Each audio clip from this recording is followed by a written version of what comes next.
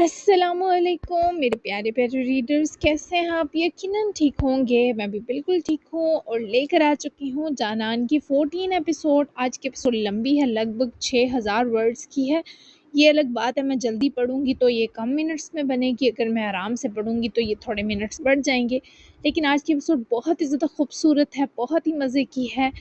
تو کل کی جو ایپیسوڈ ہے وہ بھی اس کے ساتھ ہی جڑی ہوئی ہے، مینس ایسا سمجھیں کہ جو سینز آج نہیں آئے وہ کل مسٹ آ جائیں گے، ٹھیک ہے؟ تو بہت ہی مزے کا یہ والا اینڈ ہوگا ویک، ٹھیک ہے؟ تو کل کی ایپیسوڈ بھی لانگ دینے کی کوشش کروں گی، وہ سارے سینز آئیں گے جو میں نے اس ویک میں سنیکس میں دیے ہیں یا جن کا میں نے ذکر کیا ہے۔ تو جلدی سے میں لے کر چلتی ہوں آپ کو ایپیسوڈ 14 کی طرف، ناول جانان بائی ہسمروہ مرزا۔ Let's start.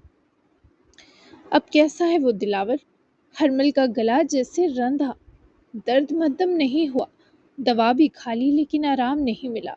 وہ کسی سے ملنا بھی نہیں چاہتے، میں بھی زبردستی کروں تو جھڑک کر کمرے سے نکال دیتے ہیں، ایسا لگتا ہے روئے بھی ہیں۔ ہرمل کا دل زور سے دھڑکا، جیسے بند ہو جائے گا، جیسے کسی نے اس کے اپنے سینے پر خواب کی ساری اذیت کا بوجھ ڈال دیا ہو۔ اس لڑکی کے ہونٹ کانپ گئے، مگر اس نے خود کو قابو میں رکھا، ٹوٹنے نہ دیا۔ اسے کہو آرام کرے، زیادہ سوچے مت، وقت پر دوا دیتے رہو، اس کے کھانے پینے کا بھی خیال رکھو، تمہیں جھڑکے بھلے مار ڈالے تب بھی اس کے پاس رہو، سوتے میں اس کے بال نیچرل کلر میں ڈائی کرو۔ میرا دل پھٹ گیا اسے اتنا مرجھایا دیکھ کر۔ دلاور، ایسے مت کرو بھائی، اسے کہیں سے کوئی دوا لا دو، تم اس کے خاص خدمت گزار ہو، اس کو ایسے تکلیف میں ڈوبنے مت دو پلیز۔ وہ آہستگی سے گڑ گڑاتے بولی، مگر دل اندر ہی اندر چیخ رہا تھا کہ کاش وہ خود جا کر اس کا مرہم بن سکتی۔ میں ضرور کہوں گا، لیکن سائیں سنتے کب ہیں؟ میں نے کچھ زبردستی کیا تو اس کی بھی خود کو تکلیف دیں گے کہ میں نہیں، ہرمل چاہیے انہیں۔ میں انہیں دوا تو لا دوں، پر آپ ہر جگہ نہیں مل سکتی بی بی ہرمل۔ دلاور نے جیسے مسکرا کر اپنے آنسو ضبط کرتے جواب دیا۔ ہرمل کی آنکھوں سے آنسو چھلک پڑے، مزید وہ بات نہیں کر سکتی تھی۔ میں زہر ہوں دلاور اس کے لیے، تم تو سمجھو یہ بات، اسے آرام آنا چاہیے، کچھ بھی کرو دلاور، خدا کے لیے یہ ایک بہن کی التجا ہے تم سے۔ وہ اس سے زیادہ کچھ نہ کہہ سکی اور روتے ہوئے فون کان سے ہٹایا۔ فون بند کرنے کے بعد وہ دیر تک ہاتھ میں موبائل تھامے بیٹھی رہی۔ دل کہہ رہا تھا کہ خواب کی تکلیف اس کی اپنی ہے، وہ چاہ کر بھی اس کی زندگی سے خود کو الگ نہیں رکھ پائی تھی۔ وہ بھلے لاکھ بار اسے جھٹک دے، پر ہرمل کا عشق اب اس کی روح میں ایسا نقش ہو چکا تھا جسے مٹانا ممکن نہیں تھا۔ وہ دیر تک آج رات بھی بس رونے والی تھی۔ نہ جانے شازیل اور رگزئی کب اسے سچائی بتاتا، لیکن آج تو وہ دروازے تک آ کر لوٹ گیا تھا۔ آج اس باپ میں ہمت نہ تھی، پتہ نہیں کل جمع ہو پاتی یا نہیں، کچھ کہنا مشکل تھا۔ ایک نئی صبح روح زمین پر وارد ہو چکی تھی۔ جرگے کا معاملہ نمٹنے کے باوجود وارث اور رگزئی مضطرب تھے۔ تیمور خان کو متبادل سزا دینے پر غور کی ڈیمانڈ کی جا رہی تھی اور پنچایت کے تمام معززین اور سرپنچ نے آج شام تک کی مہلت لی تھی۔ وارث اور رگزئی نے متنازع زمین کو ندا کی ماں کی ملکیت بنا دیا تھا، جس پر اس عورت کی وفات کے بعد اس کے بچوں کا حق تھا۔ وہ زمین بہت زرخیز اور مین روڈ کے ساتھ تھی، تبحانوں کا لہو گرم تھا وہ زمین ہتھیانے کو، پر اب ان کا بیٹا تیمور خان، جو علاقے کا ایک طرح غنڈہ بھی سمجھا جاتا تھا، پھنس چکا تھا۔ تو فی الحال زمین ہاتھ سے جانے سے زیادہ اس کے باپ عزیز خان کو بیٹے کی جان بخشی چاہیے تھی۔ اس نے اپنے تی وارث اور رگزئی سے ملاقات کرنے کی کوشش کی تاکہ لے دے کر معاملہ رفع کروائے، مگر وارث اور رگزئی نے اس سے ملنے سے انکار کر کے یہ پیغام پہنچا دیا کہ جو بات ہوگی وہ آج شام مغرب کے بعد جرگے کے میدان میں ہی ہوگی۔ جبکہ ناشتہ 8 بجے تک لگا تو ناشتے کی میز پر صرف سدرا اور رگزئی ہی براجمان تھی۔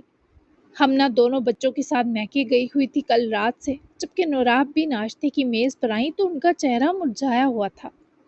کیا بات ہے، چہرہ کیوں اترا ہوا ہے بچے؟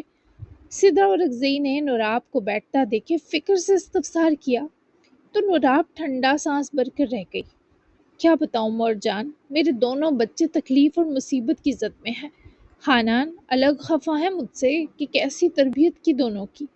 جب سے جاسم گیا مجھ سے سیدھے منہ بات نہیں کی انہوں نے۔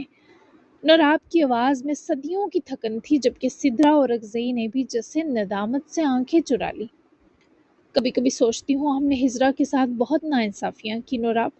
بہرحال وہ جتنی ہمارے لیے ناقابل قبول ہوتی تھی تو بے قصور ہی، اور اللہ ایسے مجبوروں پر ہوئے ظلم کا بدلہ خود لیتا ہے۔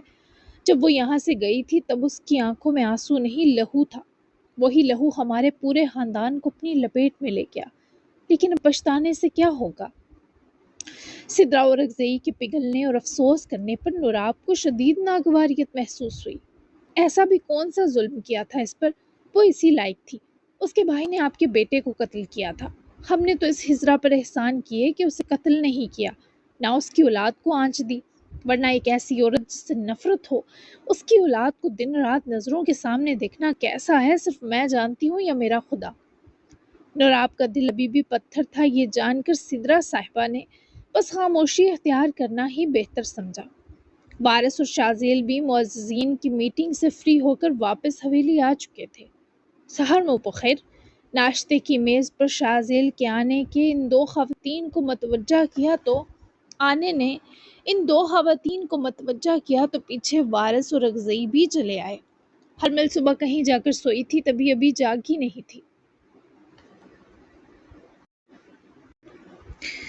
بخیر و عافیت راغلے تس دوارا تسا فیصلہ وشواب بجرگا کے۔ خیر و عافیت کے ساتھ آ گئے تم دونوں۔ پنچایت میں کیا فیصلہ ہوا؟ سدرا بھی جاننا چاہتی تھیں کہ کیا معاملہ طے پایا، جبکہ شازیل اور وارث دونوں ہی اس وقت بے حد سنجیدہ تھے۔ شام تک ہوگا فیصلہ اور انصاف ہی ہوگا انشاءاللہ۔ اس بار وارث اور اکزئی بولے۔ نوراب نے اٹھ کر انہیں ناشتہ دینا چاہا، پر وہ ہاتھ اٹھا کر روک گئے کہ وہ خود کر سکتے ہیں، جبکہ وارث اور اکزئی کا یہ رویہ شازیل اور سدرا نے بھی محسوس کیا۔ نوراب بھی جبڑے کس کر واپس بیٹھ گئی۔ ایما اور ہراج اسلام آباد جا رہی ہیں، جاسم کے فارم ہاؤس۔ یہاں سے ایما نکلے یہ جاسم چاہتا ہے، تو میں نے اجازت دے دی کہ ہفتہ وہاں رہ آئے۔ اگر جاسم کی پرواہ نہ ہوتی تو ان دونوں بہن بھائی کو ایسی سزا دیتا کہ دنیا یاد رکھتی۔ پھر سوچتا ہوں وہ جو ان دو منحوسوں کے لیے قربان ہوا ہے، اس کے الفاظ اور کہے کی لاج نہ رکھی تو میرے جیسے باپ پر تف ہے۔ دوسرا وہ زارون پتہ نہیں کہاں چھپا بیٹھا ہے بھگوڑا، اگر مردانگی دکھا ہی دی تھی تو چھپ کر اس مردانگی کا مذاق بنا رہا ہے بدبخت۔ اور ایک جاسم ہے، ان دو کے لیے اپنا وقار، اپنا نام اور اپنا آرام و سکون سب داؤ پر لگا کر چلا گیا۔ وارث اور اکزئی کا بس نہ چل رہا تھا ہر چیز کو آگ لگا دیں، جبکہ اس وقت بھی وہ بس جاسم کی گردان کر رہے تھے۔ کہ آج کی بات نہ تھی، وہ پہلی اولاد تھا تو اس کا یہ رتبہ قدرتی تھا۔ نوراب اور سدرا نے وارث کی زندگی سے ہجرا سلطان کو تو نکال دیا، پر ان کے دل سے جاسم کو نہ نکال سکی۔ نہ وارث اور اکزئی کبھی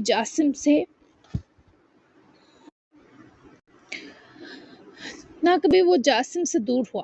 ہاں، جاسم کو بابا سے بہت شکایات تھیں لاپرواہی کی، پر وہ محبت بھی اتنی ہی کرتا تھا۔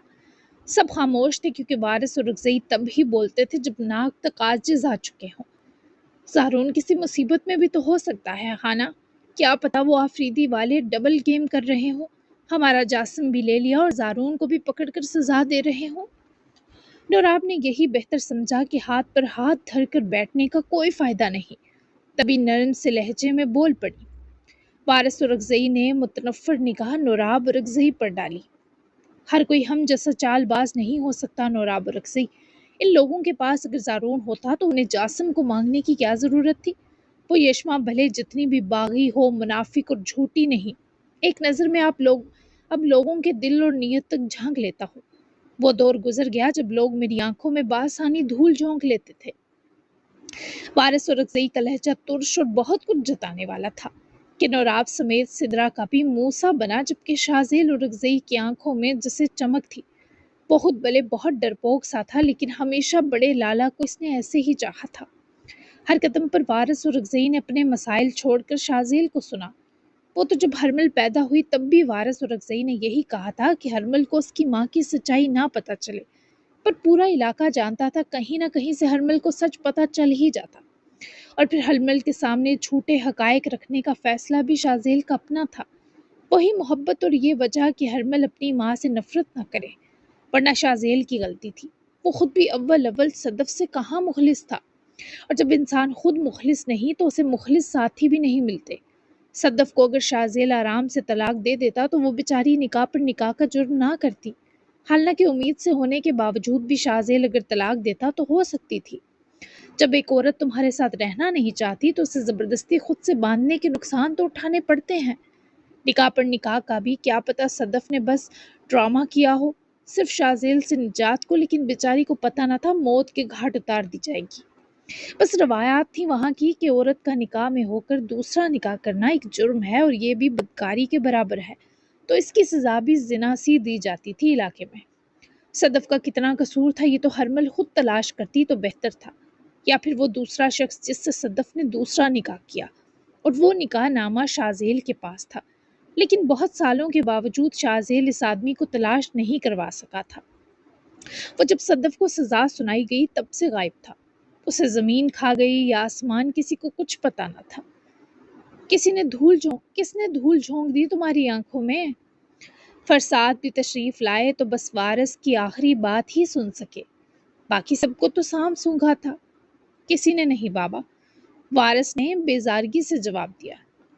خدا نخواستہ جاسم ان آفریدیوں کی ملکیت تو نہیں بن گیا جو بین ہی ختم نہیں ہو رہے تم سب کے؟ چھوٹا بچہ نہیں جو کوئی معمولی عورت قید کرے اور وہ کھو بھی جائے۔ مجھے یقین ہے وہ یشما آفریدی اور اس کے گھر والوں کو تگنی کا ناچ کروا کے ہی لوٹے گا۔ اب اس گھر کا یہ ماتم ختم کرو۔ زارون کو بھی جب باہر سے چھتر پڑے تو واپس آ جائے گا، کوئی تلاش نہیں کرے گا اس گدھے کو۔ جذباتی اولاد تو قبول تھی، پر آگے سے اولاد کی اولاد بھی جذباتی پلے پڑی ہے کہ بس سینہ پیٹنے کا دل چاہتا ہے۔ اور تم شاذل، کیا سوچا ہے ہرمل کو سچ خود بتاؤ گے یا یہ فرض بھی میں نبھاؤں؟ اس بڑھاپے میں اس کے ہاتھوں باپ کے آسے پاسے کریک کروانے کا موڈ ہے کیا؟ کیونکہ سچ سن کر وہ جو چیزوں کی بارش کرے گی وہ تو قدرتی بارش سے زیادہ شدید ہوگی۔ فرساد اور رکزئی نے کچھ موڈ نرم گرم رکھا کیونکہ سب کی منحوسیت سے بری شکلیں کم از کم ان سے برداشت نہ تھی۔ وارث اور رکزئی اور شاذیل دونوں کی ستھری ہو چکی تھی، تبھی اب بیچارے شرمندہ نظر آئے۔ بابا یہ خود بات کرے گا، آپ ہرمل سے دور رہیں، اپنی جان پیاری ہونی چاہیے آپ کو، ابھی تو آپ نے ہمیں بہت بے عزت کرنا ہے، اللہ آپ کو عمر خضر دے، آمین۔ وارث نے بھی جیسے لقمہ دے ہی دیا۔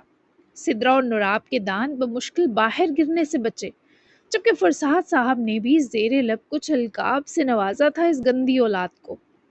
شاذیل نے بھی مطمئن انداز میں بابا کو تسلی دی کہ وہ جلد بات کرنے والا ہے۔ تم جیسی اولاد ہو تو عمر خضر بھی کان پکڑ لے کہ مجھے چھٹی دے دو، ناہنجار اولاد۔ فرساد صاحب کو بھلا کون روک سکا تھا بولنے کو، جبکہ سب کی نوک جھوک جاری تھی جب ایما بھی اٹھ کر باہر آئی۔ آج وہ جلدی اٹھ گئی تھی، سب نے بیک وقت ایما کو دیکھا، سب کی نظروں میں الگ الگ نوعیت کا غصہ تھا، صرف نوراب کو خوشی تھی کہ وہ یوں سب کے بیچ آئی ہے۔ مجھے آپ سب سے کچھ کہنا ہے۔ ایما نے قریب آ کر رکتے سب پر باری باری نظر ڈالی۔ وارث اور رکزئی نے تو اس کی طرف دیکھنا بھی ضروری نہ سمجھا۔ کہو بچے۔ فرساد صاحب نے ہی ایما کا رندہ چہرہ دیکھتے اسے تھوڑی ہمت دی۔ میں اور ریحان آفریدی یونیورسٹی میں ساتھ پڑھے ہیں، ہم ایک دوسرے کو پسند کرنے لگے تھے، اس صبح بھی وہ بس اسی لیے آئے تھے کہ میں ان کے بارے گھر بات کروں اور ہماری شادی کا سلسلہ شروع ہو۔ ہم نے خدا نخواستہ کوئی بدکاری یا غلط کام نہیں کیا۔ ہاں وہ مزاجن سخت اور جذباتی تھے زارون بھائی کی طرح، تبھی گھر تک پہنچ گئے، حالانکہ ہمارے خاندان سخت روایات سے بندے ہیں یہ ان کو بھی معلوم تھا، لیکن جب سر پر محبت سوار ہو تو صحیح اور غلط سمجھ نہیں آتا۔ لیکن جو کچھ ہوا وہ سب بہت غلط تھا۔ زارون بھائی کو کم از کم ہم دو کو کچھ بولنے کی مہلت تو دینی چاہیے تھی، اور مارنا ہی تھا تو ہم دونوں کو مارتے۔ یہ تک نہیں سوچا انہوں نے کہ وہ شخص اپنے باپ کا اکلوتا بیٹا تھا، مجھے زندہ چھوڑ دیا کہ ساری زندگی اسی احساس جرم میں جلتی سلگتی رہوں۔ ہیرا نہ آئی ہوتی تو اب تک میں زارون اور رکزئی کی غلطی سدھار کر اپنی جان بھی دے چکی ہوتی، پر اس نے مجھے زندگی کی ویلیو سمجھائی، اس نے مجھے سنا۔ وہ آپ سب جیسی نہیں جنہوں نے سنی سنائی بات پر مجھے نفرت کرنی شروع کر دی۔ محبت کرنا یا اپنے لیے ہم سفر چننا اگر گناہ ہے تو مورے نے بھی پسند کی شادی کی، انا جان آپ اور کاکا جان نے بھی کی، پھر میری بھار قتل و غارت وہ بھی بنا سوچے کس لیے؟ آپ سب مانیں یہ بات کہ یہ کوئی تربیت کا اثر نہیں بلکہ آپ بڑوں کے کیے گناہوں کی سزا ہے جو ہم سب بچے جھیل رہے ہیں، ورنہ اتنی بھی اندھیر نگری نہیں مچی۔ زارون اور رگزئی کو سزا ملنی چاہیے، ورنہ انصاف یہ ہے کہ آپ مجھے بھی مار دیں۔ میں ویسے بھی بہت رسوا اور بدنام ہو چکی ہوں، کوئی نہیں بیاہے گا مجھے۔ تاعمر اب میں آپ سب کا بوجھ رہوں گی، اس لیے مجھے مرنے سے کوئی خوف نہیں ہے۔ دماغ میرا مفلوج ہو جاتا ہے جب سوچتی ہوں احران آفریدی مر گیا میری وجہ سے اور میں زندہ ہوں۔ کم از کم آپ لوگ بھی اپنی کوتاہیوں کا اعتراف لازمی کریں۔ میں اپنا جرم قبول کرتی ہوں اور مجھے سزا سے کوئی ڈر نہیں، بس اتنا ہی کہنا تھا۔ وہ نظریں جھکائے بنا رکے سب بولتی گئی۔ اسے پھر سے شدید ڈپریشن اور تکلیف کا اثر محسوس ہوا تھا، جس کے سبب وہ سب کے سامنے آ کر بولنے پر مجبور ہوئی۔ کسی کے پاس کوئی جواب نہ تھا، کیونکہ وہاں سب کے سب کسی نہ کسی جرم میں معتوب ٹھہرے افراد تھے۔ سب کی آنکھیں ندامت سے جھکی تھی۔ تم یہ بھی سمجھو کہ زارون بے حد جذباتی اور غسیل انسان ہے۔ اس نے جب تمہیں احران آفریدی کے ساتھ دیکھا تو اس نے یہی مانا کہ تم ہمارے خاندان کی عزت کو یوں روند رہی ہو۔ سو کالڈ غیرت ہوئی یہ جو زارون نے دکھائی، مانا ہم نے، مگر ہم میں سے کسی نے تم سے نفرت نہیں کی، بس قصوروار مانا ہے جو تم ہو بچے۔ ایسی باتیں جو تم دو کرنے مل رہے تھے وہ اگر دونوں کے بڑوں کے بیچ ہوتی تو معاملہ امن و امان سے سلجھاؤ کی طرف جاتا اور ناحق وہ شخص نہ مرتا۔ اب جو کچھ ہو گیا اسے بدلا نہیں جا سکتا۔ محبت کرنے کا حق ہر فرد کو ہے، لیکن یہ حق نہیں کہ ہم اپنی روایات، اپنا وقار اور اپنے عورت ہونے کے تقدس کو بھول جائیں۔ ماں، کچھ حدود ہیں جن کا پاس کرنا ہر مرد اور عورت پر فرض ہے۔ تمہیں ہم نے محبت سے نہیں روکا۔ عورت کو اللہ نے حق دیا ہے کہ وہ اپنی خوشی سے اپنا ہم سفر چنے، مگر ایسے معاملات یہاں ان علاقوں میں، ان صوبوں میں نازک سمجھے جاتے ہیں۔ جاسم نے اپنا آپ تم دو بہن بھائیوں کو بچانے کے لیے پیش کر دیا ہے، اب بہتر یہی ہے تم پرانا سب بھول جاؤ اور جاسم کے لیے دعا کرو وہ اس سچویشن سے سرخرو ہو کر نکلے۔ رہی بات تمہیں کوئی بیانے نہ آئے تو کم از کم میرے دل کا بوجھ نہیں ہو۔ غلطی جب سب کی ہو لیکن سزا ایک جھیلے تب دکھ ہوتا ہے بچے، لیکن ہم قسمت یا مقدر کے لکھے کو ٹال نہیں سکتے۔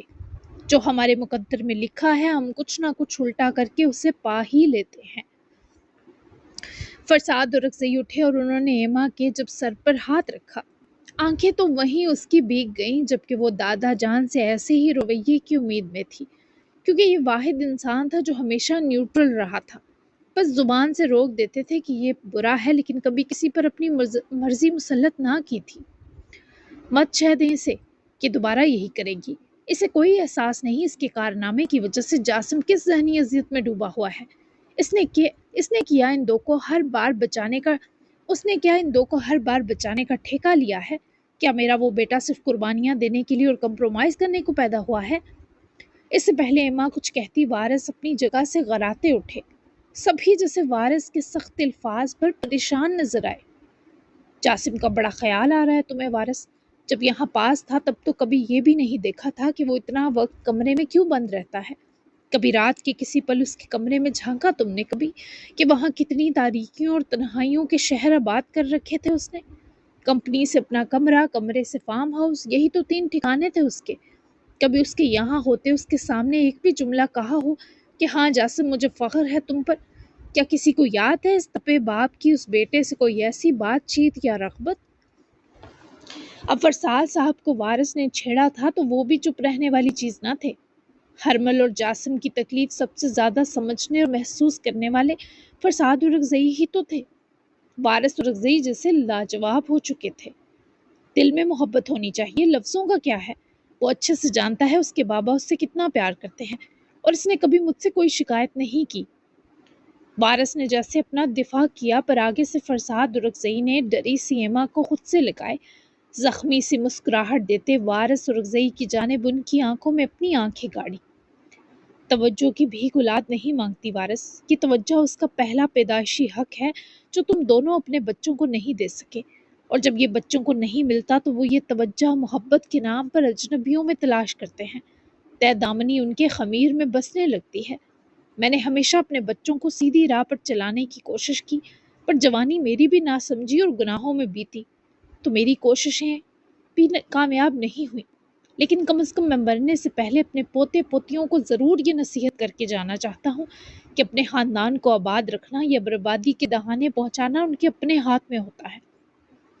میں بھی مانتا ہوں میں اپنے بچوں کی تربیت میں ناکام رہا اور تم دو بھی مانو کہ تم دو اپنے بچوں کو سمجھنے، سنبھالنے اور پالنے ہر شے میں ناکام ہوئے ہو۔ فرساد اور رکسئی نے سب کو چپ لگا دی۔ یہی وجہ تھی کہ سدرا اب اپنے کیے پر پچھتاتی تھیں کہ تب یتیم بھتیجی کی محبت میں جو ظلم اور ناانصافیوں کی مرتکب ہوئی ان کا بھی حساب ہوگا، جبکہ مزید کوئی بول نہ پایا تھا۔ وارث اور رکزئی کے پاس بھی کہنے کو کچھ نہ رہا تھا۔ جاؤ ایما، جانے کی تیاری کرو اسلام آباد۔ جاسم تمہارے سر پر ہم سے پہلے کھڑا ہے تو سمجھو تم خوش قسمت ہو۔ تم نے جرم قبول کیا، اب ہمارا فرض ہے تمہیں اور رحران افریدی دونوں کو انصاف ملے۔ اس کی موت کا حساب ضرور ہوگا اور اس کے لیے اپنے ہی خون کی آزمائش کیوں نہ لینی پڑی، میں لوں گا۔ یہ تمہارے دادا کا وعدہ ہے تم سے۔ جاؤ شاباش۔ ایما کی آنکھوں میں آنسو تھے جنہیں دیکھ کر فرساد اور رکزئی نے نرمی برتی تو وہ چاروں ناچار وہاں سے چلی گئی۔ فرساد اور رکزئی واپس بیٹھے مگر اب وارث اور رکزئی کی بھوک پیاس مر گئی تھی۔ تبھی وہ لمبے لمبے ڈگ برتے ناشتہ ہی چھوڑ کر چلے گئے۔ آج واقعی آئینہ جو دیکھ لیا تھا انہوں نے، نوراب بھی پیچھے ہی لپکی پر وہ نوراب کو اپنے قریب آنے دیتے ایسا بھی ممکن نہ تھا۔ اس کی طبیعت آگے ہی ناساز ہے، پنچایت کے معاملے الگ، آپ بھی غلط وقت پر شروع ہو جاتے ہیں آنا۔ سدرا اور رکزئی کو اپنے بچے کی فکر سی ہوئی تو فرساد کو ٹوک بیٹھی۔ میں یہ سب بہت پہلے بک دیتا تو آج حالات مختلف ہوتے۔ اور تم شازیل، تم نے بھی اپنا سافٹ ویئر اپڈیٹ کروانا ہے کیا؟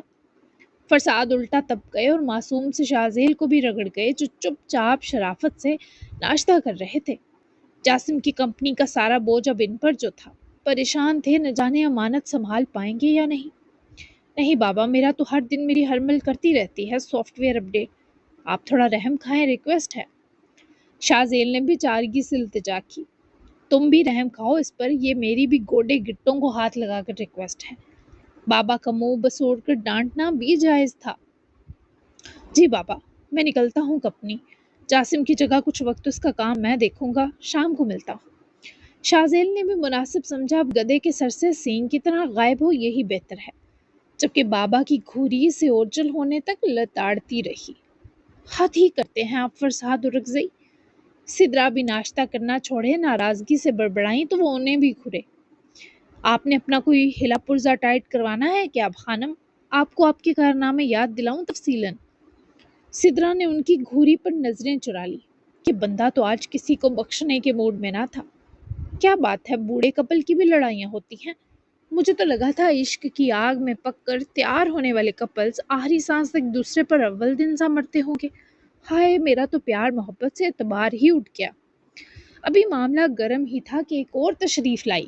سر پھاڑ ہولیے میں اپنے لیے قریبی کیفے سے شیک کا آن لائن آرڈر دے کر وہیں ڈائننگ ہال چلی آتی دادا دادی جان کے سامنے مزے سے سینے پر ہاتھ لپیٹ کر کھڑی، دانتوں کی نمائش کر کے دونوں کا پارا چڑھاتی ہوئی ون اینڈ اونلی ہرمل اور رکزئی۔ تم کیسے اٹھ گئی جلدی؟ سدرا نے ہی جلدی سے سوال داغا تو وہ مزے سے چلتی قریب آ کر سامنے ہی کرسی سنبھالے بیٹھی۔ میرے دن رات کا بڑا پتہ ہے نا جیسے آپ کو، کیا پتہ رات میں میرا دن ہوتا ہو اور دن میں رات۔ ویسے اب دو کیوں لڑ رہے تھے؟ کیا جوانی کے گناہ یاد کر کے آہیں بھر رہے تھے؟ ہرمل کے طنزیہ جملے دونوں کو چبھے پر وہ ابھی ذرا ڈاؤن تھی تو زیادہ ستم ڈھانے کے موڈ میں نہ لگی تو سیدھا سوال کیا۔ بدتمیزی مت کیا کرو، ہم تمہیں شکل سے گناہگار لگتے ہیں، رتبے کا تو لحاظ کر لیا کرو۔ سدرا نے جیسے تپ کر ڈانٹا۔ وہ مزید مسکرائی جبکہ فرساد بس اپنی چائے پیتے ہوئے ہرمل کو سن رہے تھے۔ شکل پر کرتوت لکھے ہوتے تو میں سب سے بدصورت ہوتی سدرا اور رکزئی صاحبہ، تو اپنی اچھی شکلوں پر یہ مان نہ کریں کہ آپ کے گناہ دھل گئے یا چھپ گئے۔ اچھے سے جانتی ہوں کیسے آپ نے ساری زندگی میرے معصوم دادا پر حکمرانی کی کہ بیچارے اچھے تھے پر افسوس آپ جیسی ناقدری کرنے والی عورت کے ہاتھ لگ کر ضائع ہو گئے۔ اور یہ تو آپ کو پتا ہوگا دادا سائیں کہ ظلم پر ساری عمر چپ رہنے والے کا وقت گزرنے کے بعد بولنا نہیں بتتا۔ آپ دونوں عمر رائے گاں کرتی۔ وہ جیسے سب کے سارے کرتوت جانتی تھی، تبھی سب کو ان کی اوقات پر رکھتی تھی۔ تو کیا تمہارے جیسی زندگی گزارتے ہم؟ سدرا ہی متنفر ہوئی۔ انہیں ہرمل پر شدید غصہ آیا تھا اور جب وہ آگے سے ہنسی ان کا اور خون کھولا، لیکن فرساد اب بھی مطمئن اور چپ تھے۔ میرے جیسی تو کسی دشمن کو بھی نہ ملے زندگی، لیکن کچھ تو اچھا کرتے یار آپ دو، تاکہ میں یہ تو کہہ پاتی کہ ماں باپ تو کسی جوگ کے نہیں، چلو دادا دادی تو اچھے ملے مجھے، لیکن دیکھیں میری قسمت، مجھے تو میرا اپنا آپ بھی اچھا نہیں ملا۔ میں بھی نا کتنی پاگل ہوں، کیا کیا سوچتی رہتی ہوں، ملک شیک ہی پی لیتی ہوں، آپ لوگوں کا خون پی کر بوریت ہونے لگی ہے اب۔ بہت اذیتی کہ نہ جانے کس درجے پر تھی یہ فرساد اور رگزئی سمجھ نہ سکے۔ وہ اٹھ کر گئی تو سدرا اسے برا بھلا کہنے لگی، مگر فرساد کے منہ سے ایک حرف شکایت بھی نہ نکلا، اس لیے کہ ان کے نزدیک وہی اس گھر میں ایسی تھی جو کھری تھی، بلا خوف کسی کو بھی خاموش کرا سکنے کی ماہر۔ جبکہ سدرا بھی تھک کر چپ ہو گئی، لیکن فرساد صاحب کا دل شدید درد میں مبتلا تھا کہ یہ کیا ہو گیا ہے ان کے خاندان، یہ کیا ہو گیا ہے ان کا خاندان، ان کے خاندان، ان کے آشیانے کو تباہی اپنا آپ آخری دہانے پر جا کر دکھاتی ہے، اور اب آخری دہانہ آ چکا تھا۔ ہورے یہ کتنا خوبصورت ہے، آپ تو جویلری نہیں پہنتی، یہ کیسے پہن لیا؟ یشما تیار ہو چکی تھی، اس نے یمانے کے ساتھ ہلکا پھلکا ناشتہ کیا تھا، جبکہ یمانے آج حیران کی قبر پر جانے والی تھی۔ رات یشما نے تہجد کے بعد قبر والے معاملے پر کچھ ریسرچ کی تھی، جس کے بعد اسے کچھ ایسی انفارمیشن ملی کہ عورت کا قبر پر جانے کے حوالے سے گنجائش کا نکلنا ممکن ہوا، تو اس نے انہیں اجازت دے دی کیونکہ وہ بہت اصرار کر رہی تھی۔ تو یشما نے انہیں اس شرط پر اجازت دی کہ وہ جائیں، مگر وہاں ہرگز رونا یا بین نہیں کرنا۔ قبروں پر جانے کے بھی کچھ آداب ہیں اور اسی صورت آپ کو اجازت مل سکتی ہے، وگرنہ بہتر حکم یہی کہ عورتیں اس نقصان پر صبر کر کے چار دیواری میں بیٹھ کر دعا کریں، تو یہ زیادہ بہترین اور محبوب عمل سمجھا جاتا ہے، لیکن بزرگوں کو سمجھانا مشکل ہو جایا کرتا ہے۔ یشما نے آج گہرے جامنی رنگ کا سوٹ نکالا تھا، ساتھ پشمینہ کی ہی بھوری چادر۔ وہ سادہ سی ڈریسنگ ہی پسند کرتی تھی، بالکل پلین جوڑے، نہ کوئی لیس نہ کوئی چمکدار زیبائش، تب بھی وہ اتنی خوبصورت لگتی کہ نظر نہ ٹھہرتی۔ ایک پیر میں بنا کسی شور مچانے والے موتی والی سمپل چین بھی پہنتی تھی، غصے کے ساتھ وہ اس کے پیر پر سجتی تھی۔ وہ زیادہ تر گولڈ کی پہنتی، بالکل باریک چین، تبھی آج اس کی کلائی کا بریسلٹ دیکھ کر گل کو حیرت ہوئی۔ یہ تحفہ ملا ہے تو رد نہیں کر سکی، تمہیں پسند آیا تو تم لے لو گل۔ یشما نے مسکرا کر کہا تو گل اپنا سر تھام گئی۔ پتا تھا یہ خورے ایسے ہی ہر شے اتار کر بانٹ دیتی ہے، تبھی پہنتی نہیں۔ او پھورے، کبھی تو کہا کریں کہ یہ چیز میری ہے، میں کیوں دوں؟ آپ کو یاد ہے وہ دو گولڈ کی چوڑیاں جو یمانے نے ہم دونوں کو بنوا کر دی تھی؟ آپ نے نگہبان کی کسی عورت کو تھما دی تھی، اس نے بس اتنا کہا تھا یہ کتنی خوبصورت ہے۔ اتنی سادی کیوں ہیں آپ؟ میرا دل نہیں کیا تھا پھر وہ پہننے کا، اب تو گولڈ کا ہم نام ہی لے سکتے ہیں۔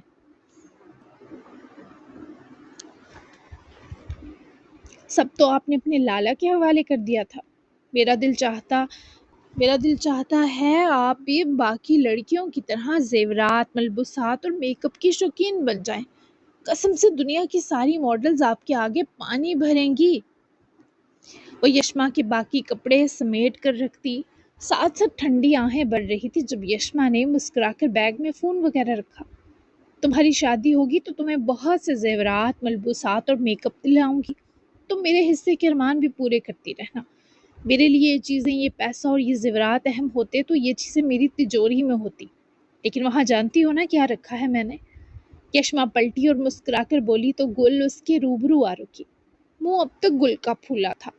جی، آپ کی امی جان کی ایک یوز شال، ان کے وہ روزمرہ استعمال میں آئے سلور جھمکے، ان کے ہاتھ کی لکھی کچھ شاعری، جب آپ پیدا ہوئی تھی تب کی تصویر جس میں ایک سالہ حیران آفریدی بھی ہے، آپ کی اماں جان ہیں، بابا ہیں، یمانے ہیں۔ گل نے یشما کے خزانے میں آتی ہر چیز گنوا دی۔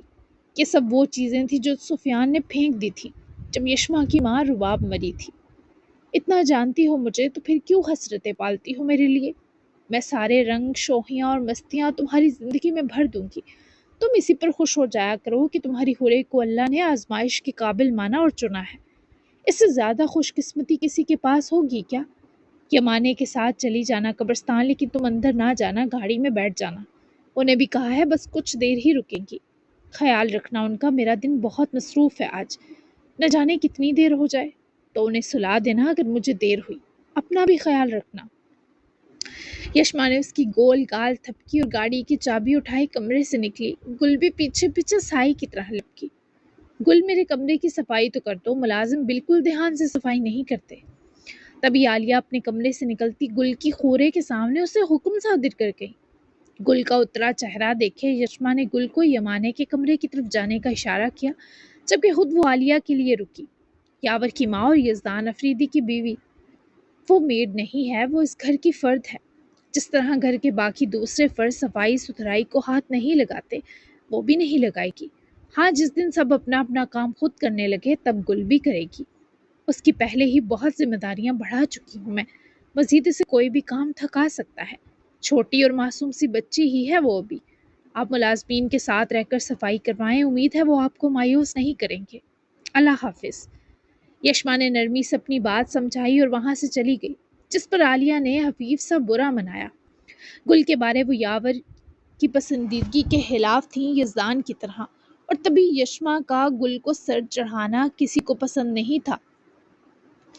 یہ گل کو تمہاری بہو بنا کر رہے گی، گل بھی اس کے ہاتھ میں ہے اور تمہارا بیٹا یاور بھی۔ عالیہ بھی کسی سوچ میں ہی گم تھی جب عقب سے صوفیہ نے آ کر جلے پر اور نمک چھڑکا۔ وہ مہارانی ابھی جاگی تھی۔ میرے جیتے جی ایسا نہیں ہوگا بابی جان، گل کے لیے کوئی اچھا لڑکا ڈھونڈ رہی ہوں۔ جب تک یاور کی تعلیم مکمل ہوتی ہے اسے اس گھر سے چلتا کروا دوں گی، آپ کی دعائیں چاہیے بس۔ عالیہ نے چمکتی آنکھوں سے صوفیہ کی جانب دیکھا جو آگے سے متاثر کن ہنسی۔ نیک کام میں دیر کیسی، ویسے بھی یہ یشما کی چمچی مجھے بھی زہر لگتی ہے، ادھر کی ادھر لگا کر یشما کے کان ہی بھرتی ہے، اور یاور کو بھی ادائیں دکھا دکھا کر ہی پاگل کر رکھا ہے چھٹانگ بر کی لڑکی نے۔ ویسے بھی گل کو اوقات کے مطابق ہی ملنا چاہیے، اوقات سے زیادہ ملے تو انسان حیثیت بھول جاتا ہے۔ بھلا نوکر اور مالک کا کوئی جوڑ ہو سکتا ہے؟ میں بھی دیکھتی ہوں اپنے سوشل سرکل میں کسی کے ہاں کوئی کنوارا ڈرائیور ہی مل جائے۔ صوفیہ نے ساری تپش اگلنے کے بعد اختتام تک جو کہکہا لگایا، اس پر دونوں ہی کمینگی سے مسکرائیں۔ آپ یشما سے ڈرائیور کے ساتھ تو جانے نہ دے گی، آپ تو حد کرتی ہیں بھابی۔ بس میرے بیٹے کی جان چھوٹ جائے مجھے نہیں پرواہ، اوقات سے باہر ملے گل کو یا مطابق، ہمارا کام ہونا چاہیے بس۔ عالیہ نے بھی بس اپنی راہ صاف کرنی تھی، اس کی بلا سے بیٹے کا دل اجڑے یا زندگی۔ ایسی مائیں نہ جانے اپنی اولاد کے سکھ کے بارے کیوں سوچنا بھول جاتی ہیں۔ اور صوفیہ، کچھ عورتوں کو اللہ اولاد نہیں دیتا کہ یہ ان کی آزمائش ہوتی ہے، پر صوفیہ جیسی عورتوں کو اولاد سزا کے طور پر نہیں دی جاتی۔ خیر یشما باہر آئی تو پہلا خیال جاسم کا آیا۔ وہ بھی اٹھ چکا تھا، ناشتے کے لیے وہ کہیں باہر کسی ریسٹورنٹ یا کیفے جانے کا سوچ رہا تھا، جب یشما کی کال پر نقصد تیار ہوتے جناب نے منہ بسوڑ لیا۔ اس کی طبیعت کافی بہتر تھی۔ صبح سے سوچ رہا تھا تمہاری کال نہیں آئی، تم کیسے بھول سکتی ہو بھلا میرا سکون غارت کرنا۔ جاسم نے کال پک کرتے ہی جھگڑنا شروع کیا، پر وہ اچھے موڈ میں تھی۔ بالکل صحیح سوچا، اور میں نے اس سکون کی غارت گری کو طویل کرنے کا سوچا ہے۔ کیا ہم ساتھ ناشتہ کر سکتے ہیں، ہوٹل سے کہیں باہر کسی پرسکون سی جگہ محترم؟ وہ بھی کل کے بعد ذرا ایٹیٹیوڈ گرل بننے کی کوشش میں تھی۔ جاسم کو سن کر کچھ برا محسوس نہ ہوا۔ اور ایسا کیوں چاہوں گا میں جو تم نے سوال کرنے کی زحمت کی؟ وہ نخرے کرنے کے موڈ میں تھا اور وہ اپنے وقار سمیت اس کے نخرے اٹھانے کے۔ ایسا میں جو چاہ رہی ہوں، آپ سے رائے پوچھ رہی ہوں، ہر حق کے اسی کو غنیمت جانے، ورنہ میرے ظلم ڈھلنے شروع ہو جائیں گے آپ پر زبردستی والے۔ ویسے بھی مجھے آپ کی تھوڑی درستگی کرنی ہے ایک اہم معاملے میں۔ یشما کا یہ اعتماد اسے اچھا لگا، جبکہ دلچسپی بھی ہوئی کہ کس معاملے میں اب یہ نمبر بڑھانے والی ہے۔ ٹھیک ہے، ایڈریس دے رہا ہوں، پہنچ جاؤ، میں بھی نکل رہا ہوں۔ جاسم نے بنا کسی ضد کے بات مان کر رابطہ توڑا اور کچھ سیکنڈز میں اپنی لائیو لوکیشن بھی شیئر کر دی۔ ہاں یشما کے لیے جھٹکا ہی تھا۔ آدھے گھنٹے تک وہ پہنچ چکی تھی۔ وہ اس کا ایک خوبصورت اور 2 افراد والے سمپل اور ڈیسنٹ ٹیبل کے پاس آرام دہ کرسی پر براجمان منتظر تھا۔ یشما کو آتا دیکھ کر وہ ہر ضد، ناراضگی اور غصے کے جیسے اٹھ کھڑا ہوا۔ یشما کی آنکھوں میں امٹتی محبت کو جاسم اور اغزئی کی نظریں جھٹلا نہ سکی۔ وہ ہاف وائٹ شلوار سوٹ میں بلیزر بلیک جمائے ڈیسنٹ شوز پہنے پیور پشتون بنا سج دھج رہا تھا۔ طبیعت بھی بہتر تھی، اس کے چہرے کے گلو سے عیاں تھا۔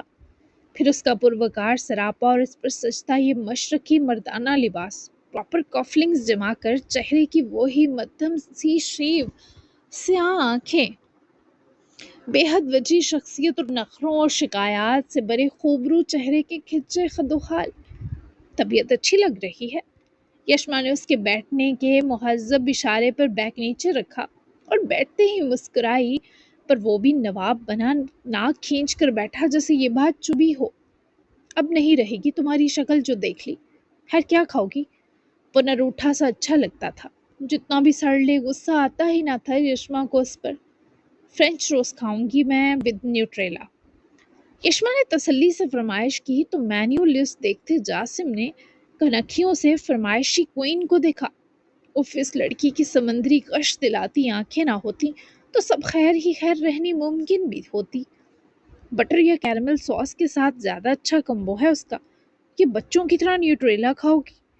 वो एतराज़ किए बिना ना रह सका क्योंकि इसे सोचकर मिठास की शिद्दत फील हुई थी। जी जनाब, तो क्यूटनेस जो था वो लास्ट में शुरू हुआ, तो ये क्यूटनेस नेक्स्ट एपिसोड तक तारी रहेगी। नेक्स्ट एपिसोड यहीं से शुरू होगी और नेक्स्ट एपिसोड में ही वो कब्र वाला जो मामला होगा वो क्लियर होगा, ठीक है? थोड़ा सा कर दिया, थोड़ा सा विद हदीस के साथ मैं नेक्स्ट एपिसोड में कर दूंगी, ठीक है?